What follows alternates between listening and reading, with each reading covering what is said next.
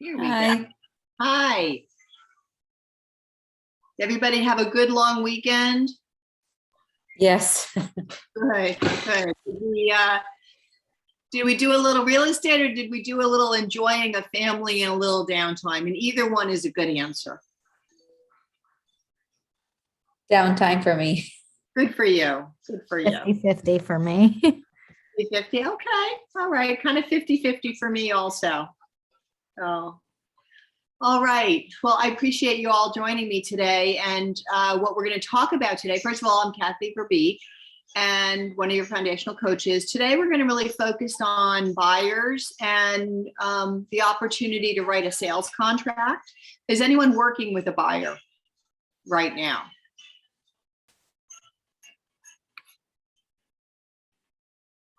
But hope to be working with one soon, I'm sure.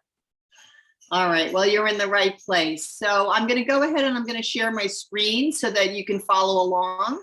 We are recording this session, just want you to know. And after the session, I will have asked Jason if he can send the deck out to everyone so you have it as a point of reference, okay?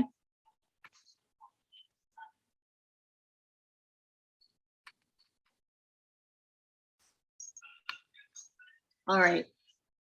Everybody see the screen? Yep.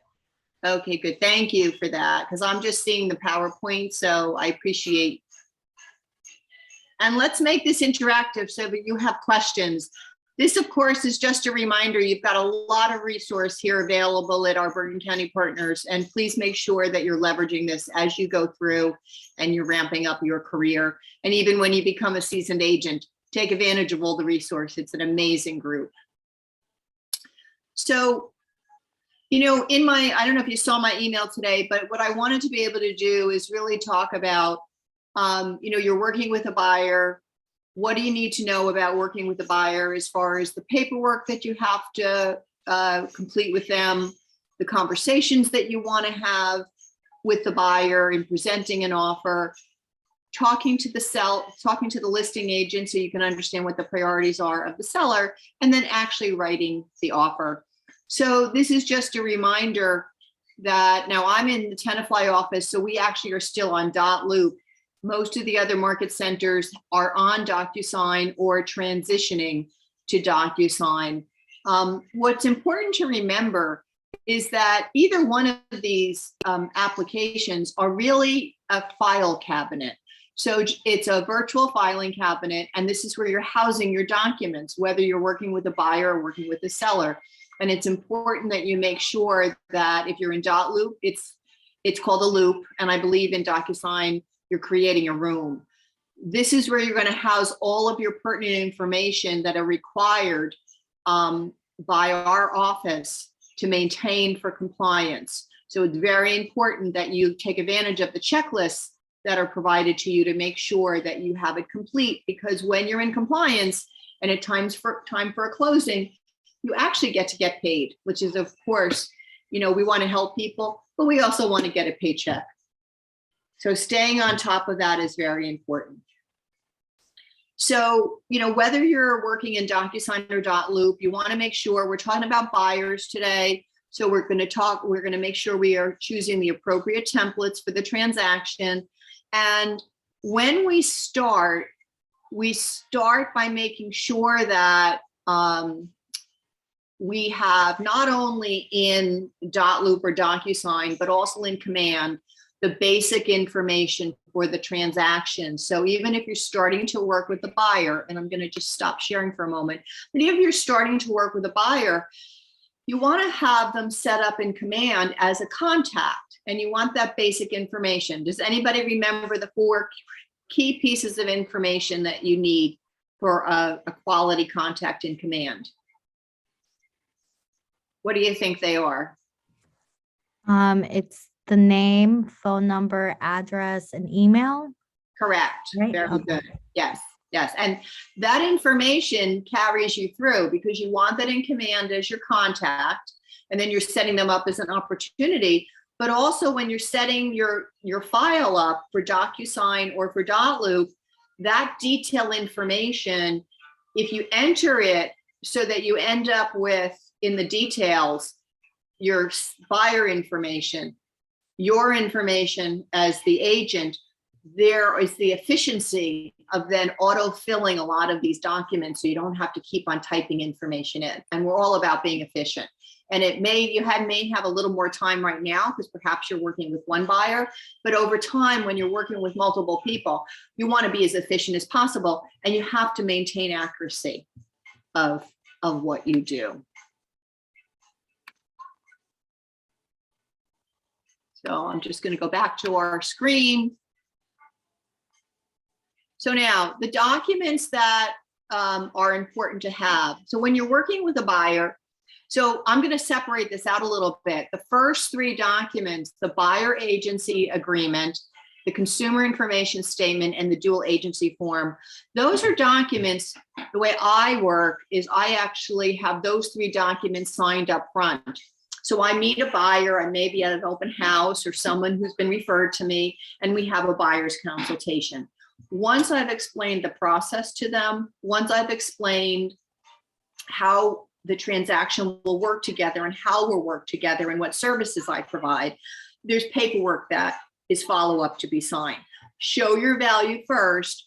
Every time we talk to a person about real estate, meaning a client, a new client, the consumer information statement should always be signed. And that is, in this case, we're working with buyers, so you're having the buyer or buyers sign. So who are the people that are actually going to be purchasing the home? It could be one person, it could be two people. You want them to sign, and that document just is sharing the relationship between an agent and a client. It is not a contract. The dual agency form is also important to sign, because if you show that buyer a house that is being listed by another KW agent in Bergen County Partners, in our brokerage. So for me, anybody else in Tenafly, I want to make sure that I can show that house and put an offer on that house. Or if I am actually listing a home and I have a buyer that comes to me that's unrepresented, I want to make sure that I can handle both sides of the transaction. So that's important. And then I do, the buyers that I work with, I actually do have them sign the buyer agreement before I start showing them homes. And, that is a very easy conversation if you've shown your value up front, if they understand what you're going to deliver to them and get them, to the place of finding the right home. There are other people, and it's a personal choice. There are other people that will take buyers out.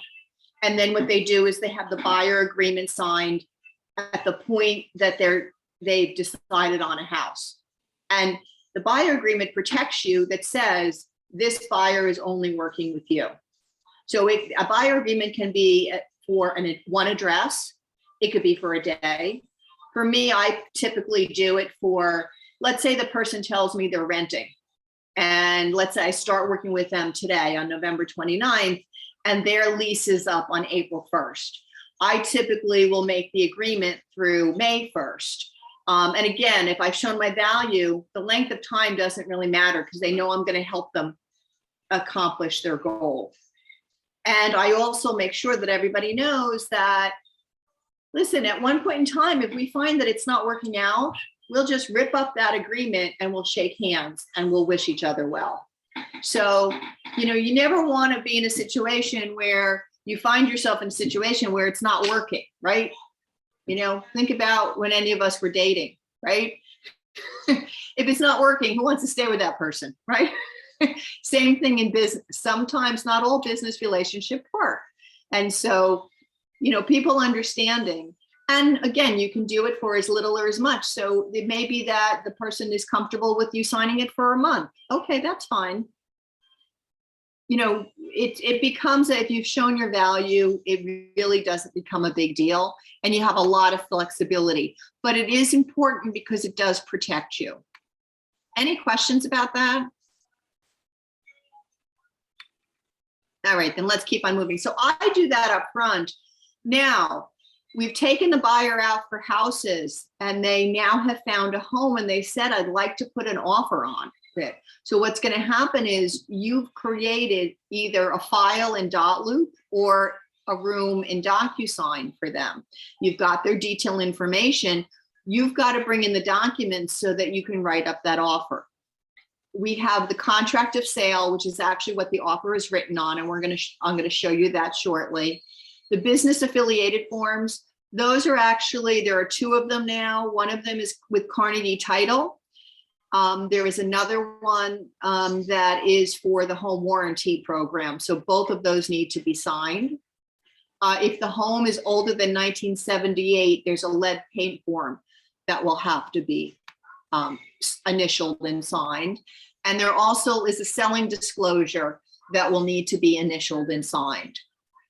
When the time comes, there'll be home insurance that emails that you'll be sending to them, because if their offer is accepted, they're going to need to be able to get home insurance. If their offer is accepted, a confirmation of the receipt of the offer. If submitting the offer, what you want to do is you always want to make sure, let me say that a little differently. When you're submitting an offer for your buyer, you always want to make sure from the listing agent that they have received your offer. You want to make sure that your offer has been presented to the seller. I always ask for a confirmation, and I will text the agent to let them know I've sent an offer, but in my email, I also ask them to please confirm receipt of the offer. I create a transaction contact sheet. That contact sheet actually includes the basic information of the attorneys that are going to be used, the client's names, and the agent's names. And that way it's a document that goes if the offer is accepted, that will then be sent to the attorneys to begin attorney review.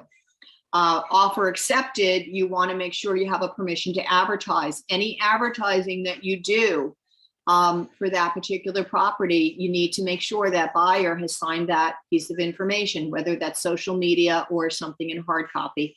And then there's a wire fraud document that needs to be also set up and signed.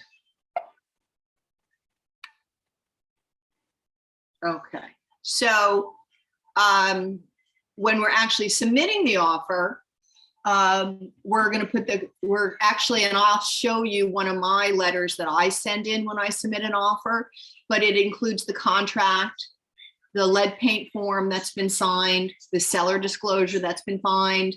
You want the pre-approval document, and that or proof of funds have to be included in that offer. And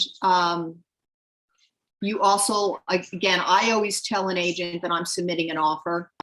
The MLS fact sheet, so that, the full sheet, I usually do the full sheet with tax, no matter what MLS that I'm working on. And I also put a copy of that document in my Dotloop or my DocuSign. And you also want to make sure you have the tax record, as well as you want to get the information using the roster on MLS to get the agent information.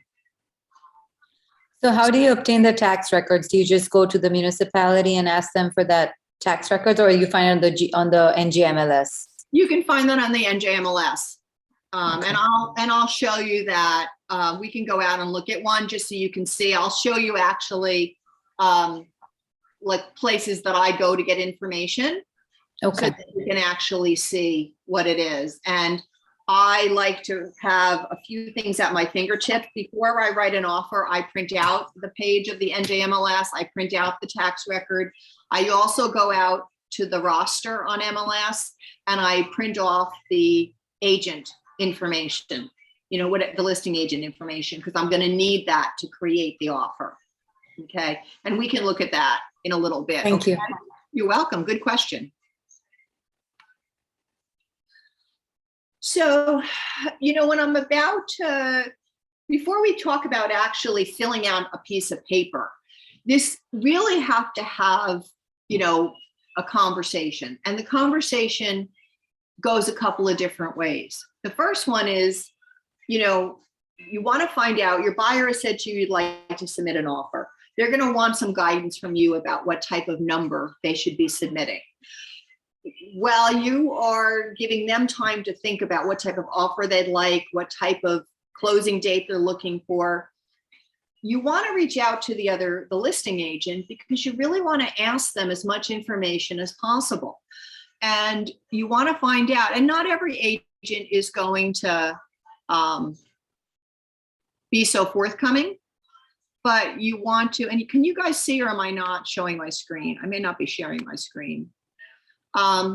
So when I contact an agent, and most of the time I give them a phone call, sometimes I text, it depends upon the situation.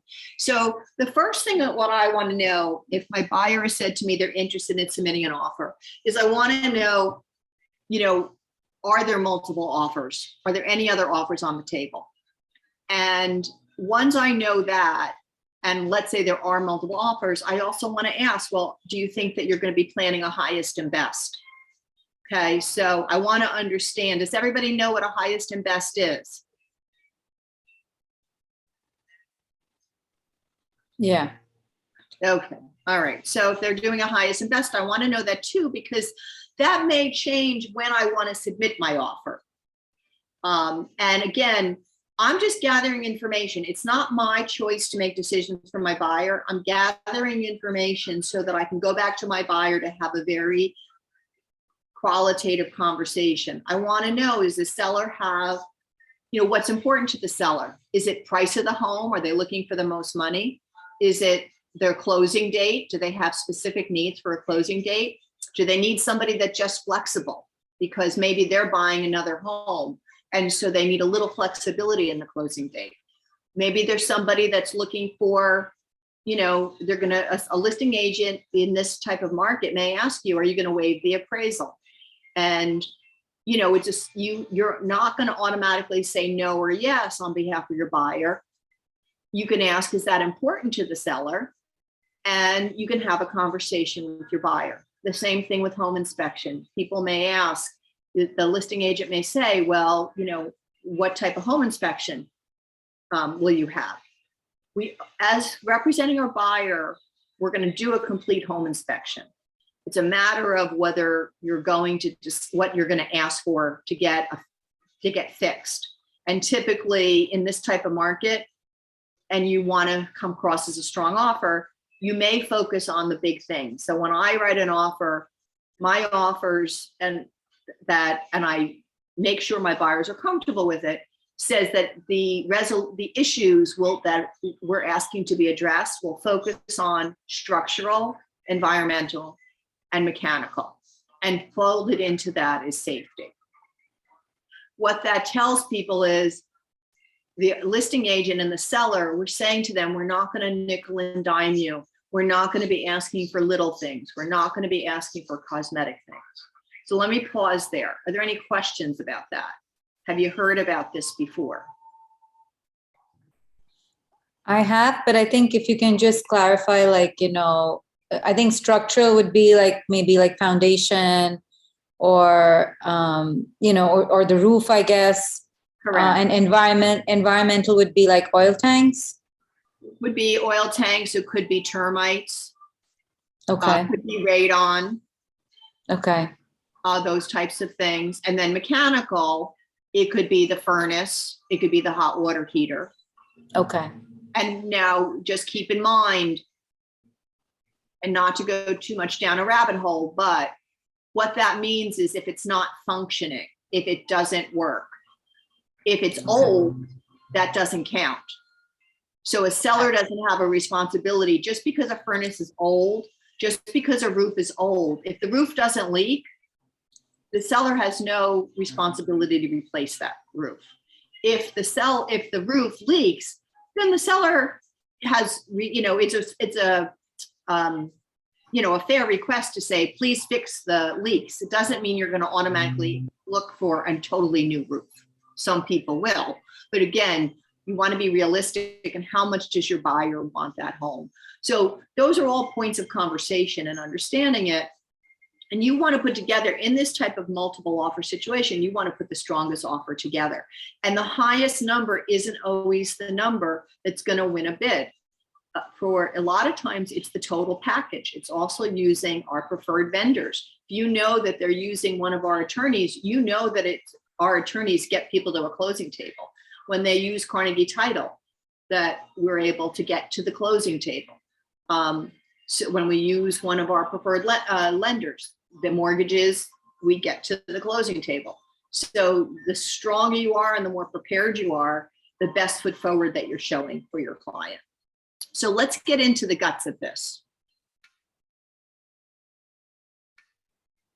Any questions from what I'm saying so far?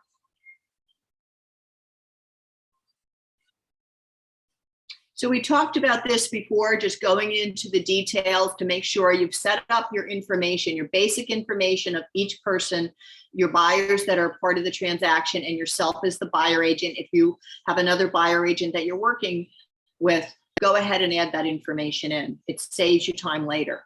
So this is what a contract looks like. It's a 13-page document. I don't know if you can see, I know it's a little small, but it's one of 13. This is your front page. And you know, because we're representing the buyer, this is what a contract looks like. And we check the buyer, not the seller. That's who we're representing. If you had dual agency, we would check this one, right? Both the seller and the buyer. But for this example, it's the buyer, not the seller. If the offer was accepted, this front page is one of the places where the buyer and the seller are signing that they are in agreement. And you're going to put your name as the agent because you're preparing the offer. This second page, I'm actually going to go to the next page because I have it blown up a little bit. But this page is where you're putting in the information of, can everybody see my screen? Can you guys see it? You can see up here, what are the buyers' names, whether it's one buyer or two buyers. Please make sure that you're asking them for their names as they are on their licenses or some type of official documentation. So, you know, if their full name is Stephen Jason Smith, and that's what's on their license, that should go on there, not Steve without the Jason. Make sure you have a complete name. The address of where they currently live, the seller's information, and the seller information, you get from the tax record. And sometimes the seller's information, their address is not the address of the home you're purchasing. So then this is the property that you're purchasing here. You can see 23 Dream House, Tenafly, in the location of Tenafly. And this block and lot information you get from the tax record. Then what you're doing, and this is, you know, you've had the conversation with the buyer, how much do they want to offer? So for this example, we're offering $100,000 for the purchase price. In Northern New Jersey, we don't do an initial deposit. That initial deposit, sometimes called earnest money. You might have learned that in real estate school.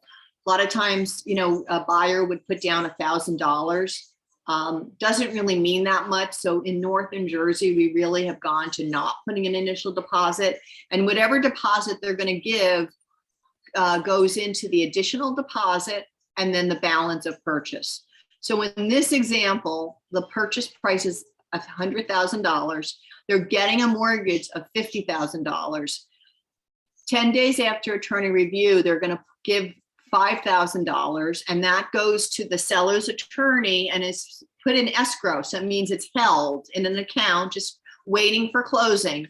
And then the balance of the cash will be given at the point of closing. So let me pause there. Are there any questions about that? Yeah, so when you say the mortgage, is that the, you know, the deposit, like the down payment? So that's the actual, so your mortgage is the amount that you're going to be getting from the lender. Okay, so it's what you're borrowing, right? That's what we learned in Money school, that but I you're just want borrowing. to. That's correct. Yeah. So your mortgage is the money that you're borrowing, right? Right. That additional deposit and the money at closing, Mhm. that's what's coming to the table as cash. So Okay. you may have somebody that says, I'm going to put 20% down, right? A 20% deposit. What happens is that we don't typically give all that money up front. Okay, what we do is we'll give some. So in the example of 20% on $100,000, that would be $20,000.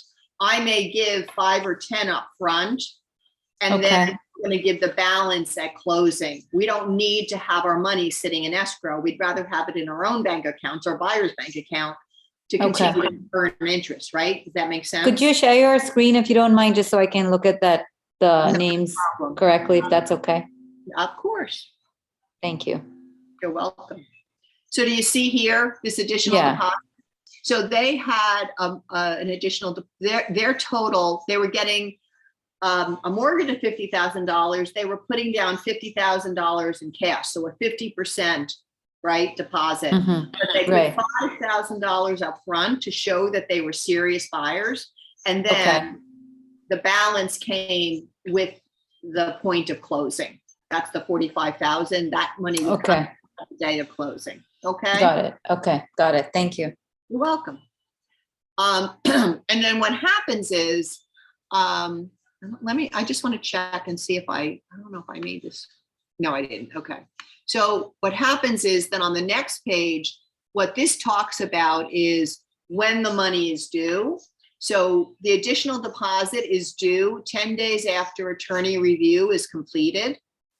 And so that's a date that the buyer's attorney will be keeping track of, you want to keep track of, to make sure that your buyer is prepared to deliver the deposit, and the attorney will tell them where the money will be sent to. And a lot of times people don't send it. A lot of times people will hand deliver their check. And I've also, on behalf of my buyers, delivered a check if they were working. So, you do because you want to make sure that deposit has been received and that there's a copy of that check in your dot loop or your DocuSign, and that the attorneys have acknowledged that the deposit was received. No, Typically, sorry, the additional deposit is the 5,000, right? And then the 45,000 would be at closing. Okay. that is correct. You got it.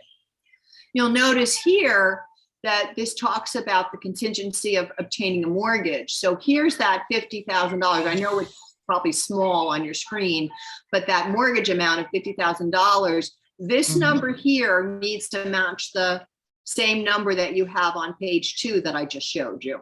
Okay. Then you're checking off the type of mortgage. This happens to be a conventional. If it was cash, meaning they were showing proof of funds, you would click on other and you would write the word cash in here. Most mortgages or terms are 30 years based on a 30-year payment schedule. So that's usually a standard default. Then what happens is you have, I'm going to go here next. This is your closing date. Closing dates are typically target dates. And again, that's a conversation I always want to make sure I've had with buyer and also the listing agent, so that going into attorney review, we've already have a target closing date that's agreeable. Stuff can happen, but you want to start out that way. An idea, you're trying to create a win-win situation so that the buyer is getting what they need to get their new home, but you're also doing it so that it's accommodating the seller, because you want to have a very positive experience and a positive transaction. Much nicer than if it's an adversarial conversation. And then based on your closing date, you typically will back in to a mortgage commitment date. The mortgage commitment date typically should not be any less than 2 weeks before closing. I typically will put a date in here that's 3 weeks before closing. The sooner I can get a mortgage commitment, the better, because we know we're going to get to the closing table. So the mortgage commitment comes after they've checked all of the financials of the buyer, and they have had the appraisal of the home and the appraisal for what the buyer is paying for. The appraisal satisfies that, and a mortgage commitment is then issued. These next pages here go into what are, hold on one second, I just need to move my thing. So up here, this is basically talking about the items that are included in the sale and the items that are excluded from the sale. You get that from the MLS sheet and also from the selling disclosure. make sure that's gone through with a fine tooth comb and that it's agreed upon so that there's no broken hearts.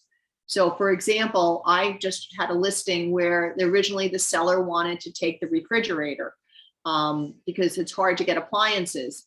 Well, the buyer asked if they could, would they consider keeping the refrigerator, and the seller then agreed that they would leave the refrigerator because their new home actually has a new kitchen now, so it worked out okay.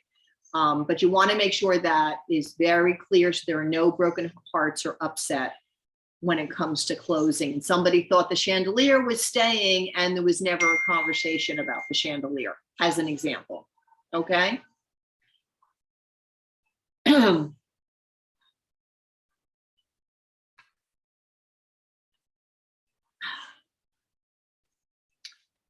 This next page will talk about what type of property. If this happens to be a single family home, so we write the word single in here. If it was a condo or a townhouse, there's actually another offer to purchase document that you'd be using.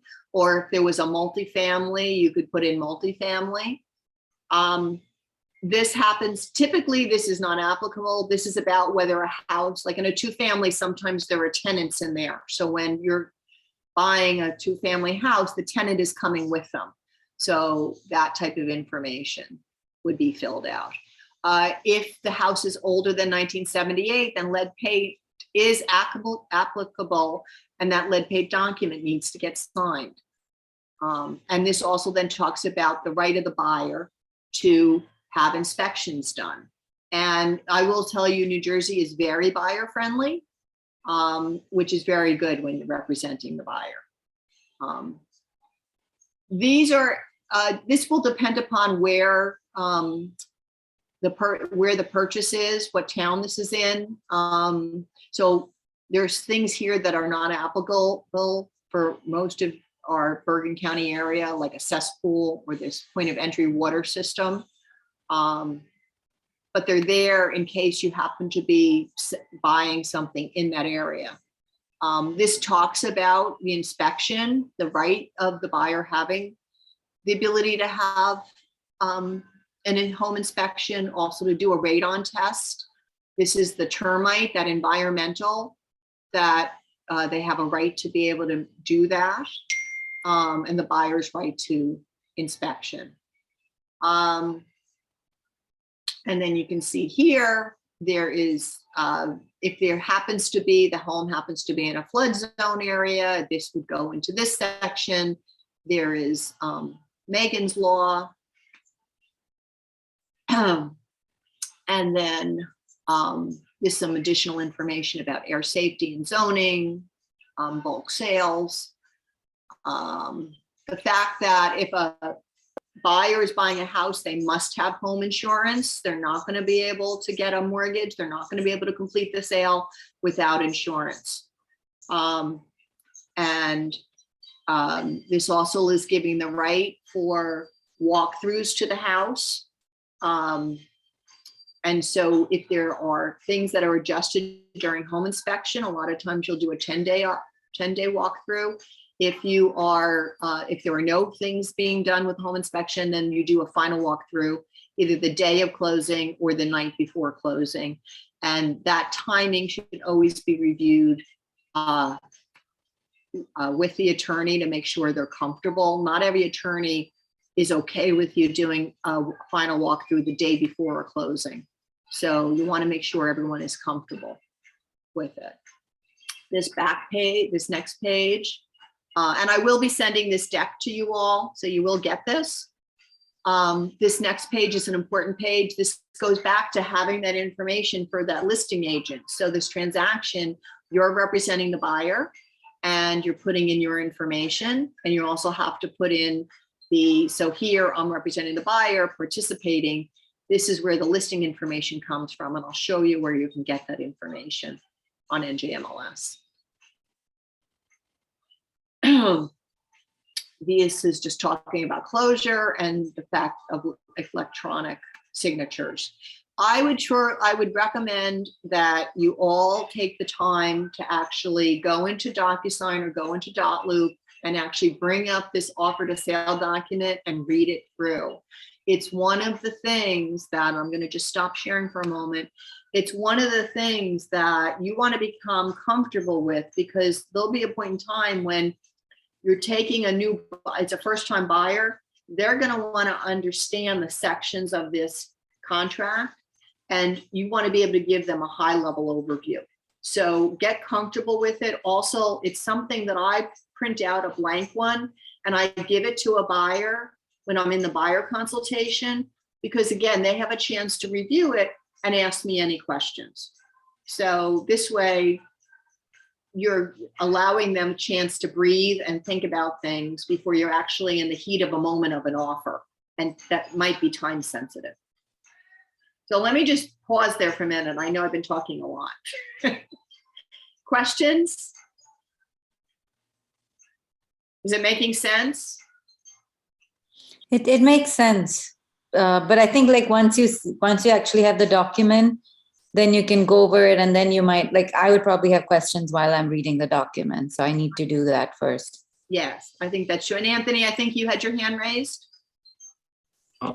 Yeah, let's say I have a buyer, but they haven't been pre-qualified, but they're serious about buying. They're ready, willing, and able, but they haven't gotten that pre-qualification. Do they need to have that so I could put in the offer? Yes, you must be able to. You're not going to be able to submit an offer if they don't have a pre-approval or if they don't have proof of funds. So it's a great question. And the thing is that, you know, when I first started in real estate about 4 years ago, the market was quieter.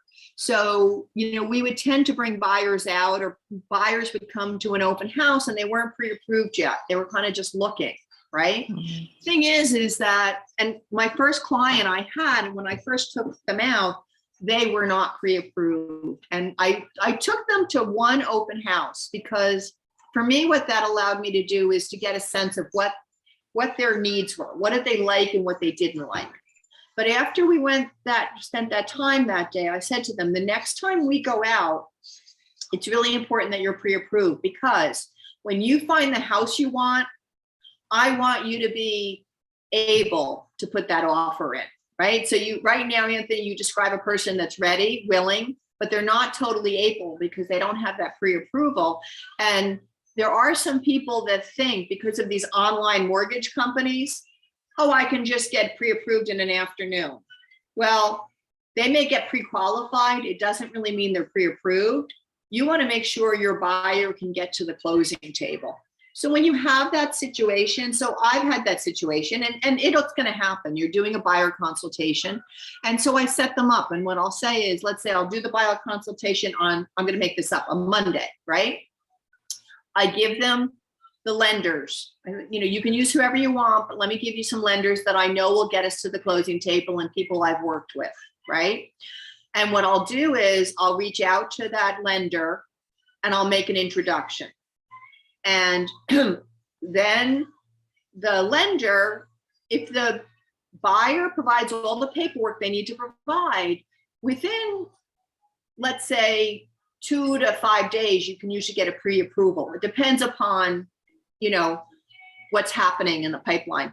But ideally, in my scenario of talking to them on Monday, let's say they talk to the lender on Tuesday, we could actually be going out looking at houses probably on Friday or Saturday. So I'm also then contacting the lender, say, when do you think we can get that pre-approval document? Because I want my buyers to be in the best position to be able to make that offer. And things happen so quickly, right? So, you know, things are going on the market, and after an open house, people are going into highest and best. You don't want them to miss out because they don't have it. So does that make sense? Mm-hmm. Yeah, this makes lots of sense. And one more question following up on that. Lenders, you recommend them? Is there a list like in the command or in our office? There should be on all in KW. Now, I will tell you that right now, as a preferred lender, guaranteed rate that used to be Atlantic Home Loans is I know that at minimum. I've also used Bond. Bond used to be our preferred lender, but I have a contact there. So just check with your office And that way you can give them you can give your clients like 2 or 3. Now, the other thing I just want to mention is sometimes I remember the first time I had a cash offer, and I'll be honest with you, I kind of panicked, right? Because it's like, oh my God, it seems so overwhelming. And then once I realized what I needed, I was like, okay, this is fine. I got this. And so what a proof of funds is, when somebody wants to make a cash offer, is that what you're asking the buyer's agent for, or you're asking your client for, is a copy of their bank statements. They would black out their account information, but their name, their address, and a date, a current date, needs to show on it. And they could have multiple bank accounts. I had a situation where I was the listing side, but the buyer's agent provided, and they were 2 different bank accounts. In total, the money covered. It wasn't just the amount of the purchase, it more than covered. So it's okay to have multiple bank accounts, but you want to make sure that the money is accessible so that it's, liquid. It's not, they need to make sure that the money can be accessible, because sometimes people will show you their like retirement accounts and you have to make sure that they can get the money in time. It's not that it's unheard of. You just need to have those conversations. But that's what a proof of fund is basically a bank statement, and you just assure them, please black out your account number, but I need a date and I need their name and address on it to be proof of funds. So it was much simpler once I knew that, and that covers everything. That's not just money for a deposit, that's covering the total purchase. Thank you for the information, Kathy. You're welcome. You're welcome. And then because I want to go to the other, I want to go to some online screens, and I want to be respectful of everyone's time. Just a few things. This is the last page of the document, and this is where, at the buyer's agent, you are going to be clicking that. If it happened to be an FHA loan, it would go here. If there's a lead-based document, it would go here. If there's a contingency, it would go here. Contingency meaning the seller, needs to find something before they're able to buy. The buyer needs to sell something before they're able to buy. That would be on here.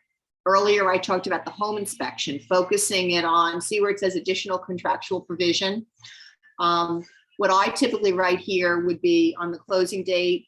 We've denoted a closing date of XYZ, whatever that number is, but the buyer has some flexibility, if in fact they do.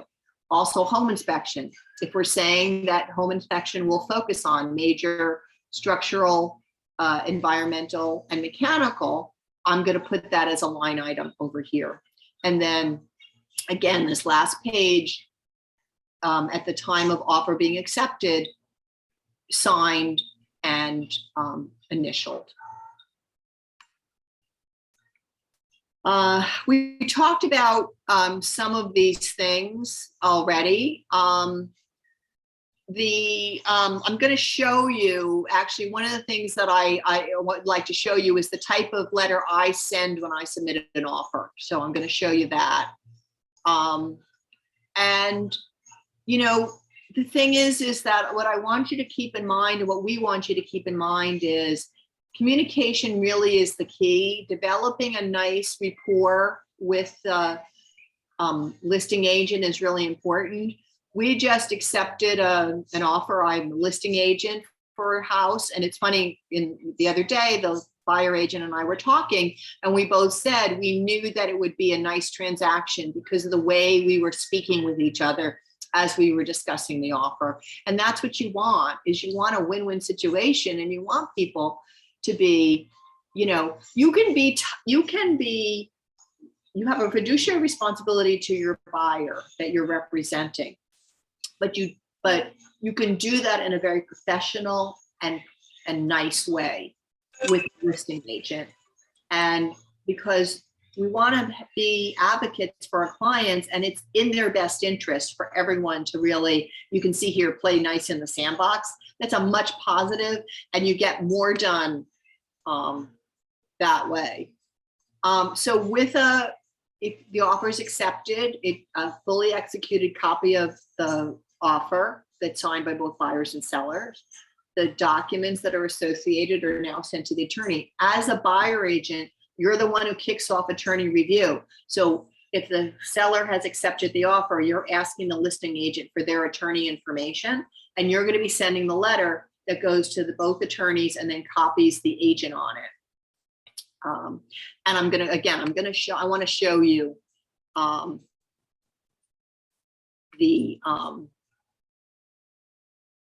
what I do. What I'm going to really encourage you to do is to practice this. There's an opportunity for you to go through a simulation. Pick an MLS and go through the exercise of, and, you know, make up buyers' names, create a room in DocuSign or a loop in .loop, write up the paperwork, follow. There are great YouTube videos on BCP YouTube channel, KW YouTube, that you can follow along if you want to remember. You'll have this as this video you'll also have. But the more that you practice now and get familiar with this, the better that you'll be when it comes time to be prepared for buyer when you are in a position to offer. And also remember, we're very fortunate here at KW because we're team players. So you're about to write an offer, you can call me, you could call Arlene, you could call a buddy agent that's already done it, and we'll spend time with you to help you through. And you want to think about it in terms of what are my conversations I'm going to have to then be able to complete the paperwork. Does that make sense? You guys want to go to a few screens? I can show you just a couple of the online screens that I use. Yeah, sure. Okay. So bear with me a second. Let me just get to the right place.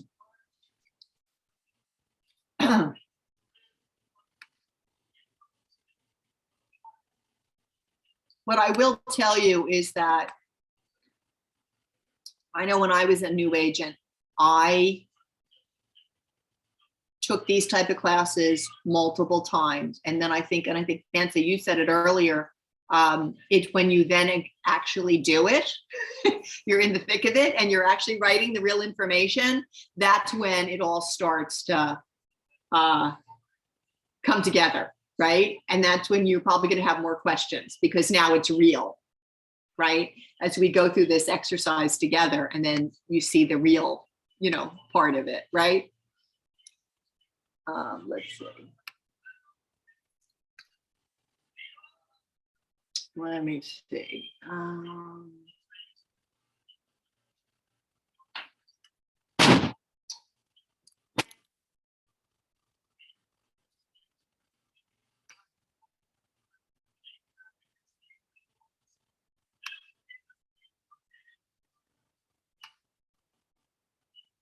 I'm going to bring this up. So the first thing I want to show you is when I submit an offer. Does everybody see my screen?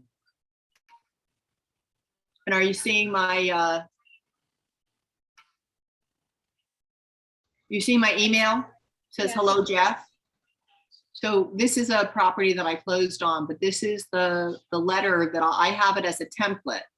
So you can see here submitting an offer on behalf of my clients with my client's name, who are pre-approved with the amount of down payment. The fact that we have a closing date, but that there's flexibility. If they don't have to sell anything, it always makes your offer stronger. You can see here, remember I said confirm receipt of this email, that's saying that they received the offer. And then I put the outline of what they're doing, what the purchase price is, their down payment, how much they're getting up front. I want to make it easy for the listing agent. If they're getting multiple offers, I want to be as buttoned up as possible and professional as possible, so I stand out from the crowd. And in fact, we also provided the attorney information up front, so they knew we were ready. Anthony, you mentioned ready, willing, and able. This is being ready, willing, and able, that you've got everything together. And then what I have is my NJMLS document. I pulled my document in it so that everybody knows what the tax information, my pre-approval, and then the contract in here, the wire fraud document, the selling disclosure, and the lead disclosure, all in one package. And I do it as a multi-document PDF, because again, I don't want to make the listing agent work. I want them, why should they have to open up multiple documents? I like to combine it. So I have one nice neat package that I'm sharing with them. So I'm going to go into MJMLS. I just want to show you a couple of screens, and then I'll answer any questions that you have.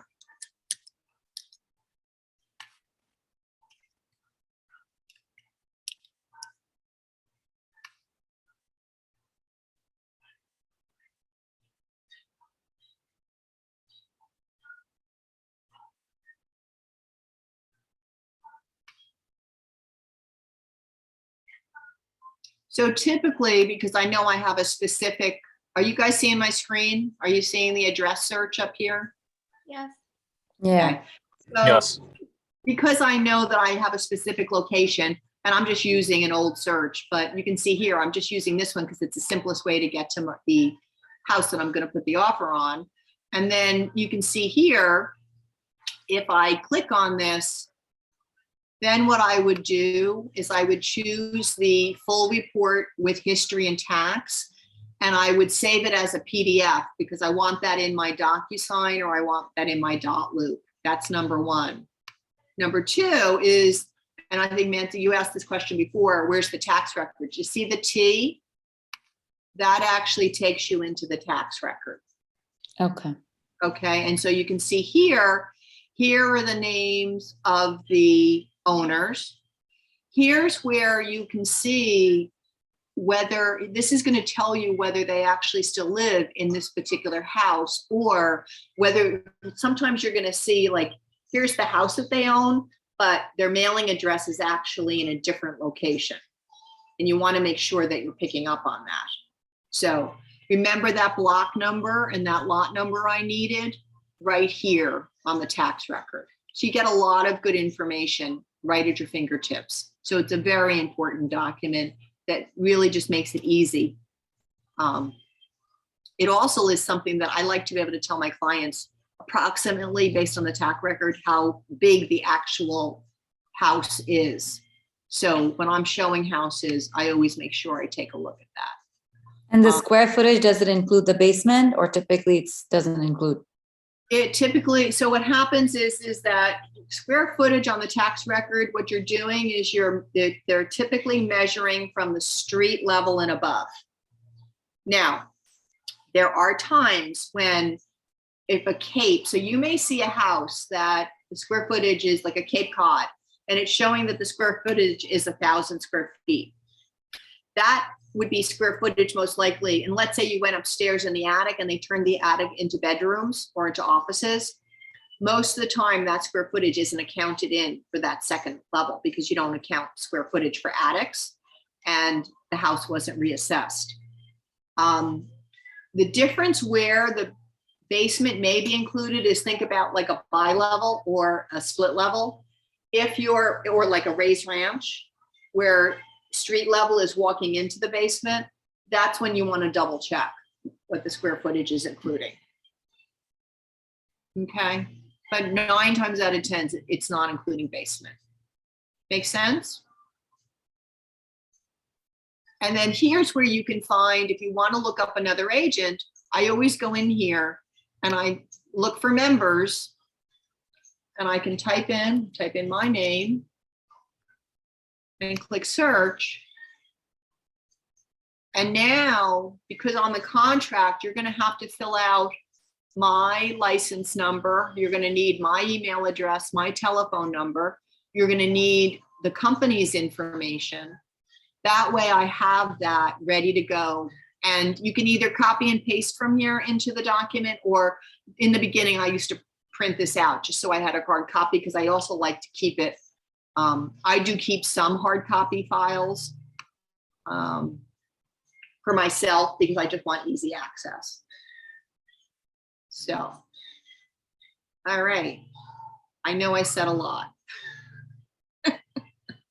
What questions do you guys have? I know it's 3 o'clock, so we'll only stay a few more minutes together. What can I answer for you?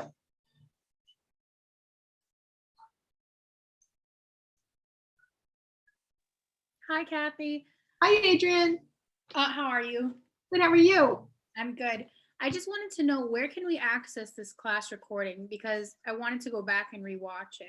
Oh, sure. Actually, I'm going to ask Jason once we end the class, I'll ask him later to let me know where that is, and maybe he can send it out.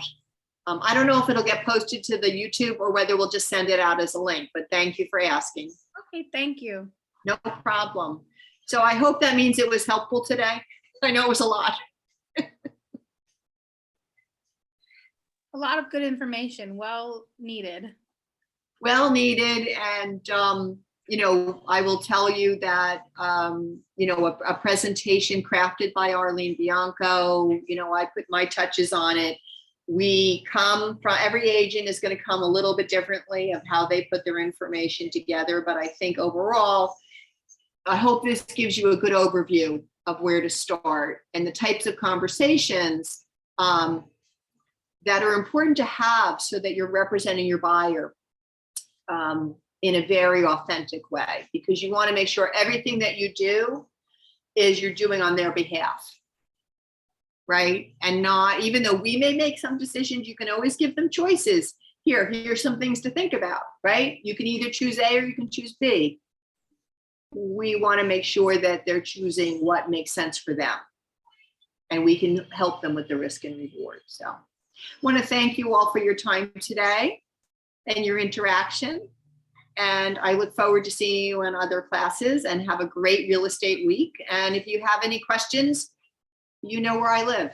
Give me a call, reach out, email, text. Be happy to talk with you. Thanks for your time. Thank you. So Bye. welcome. Thank you. Have a great week. You too.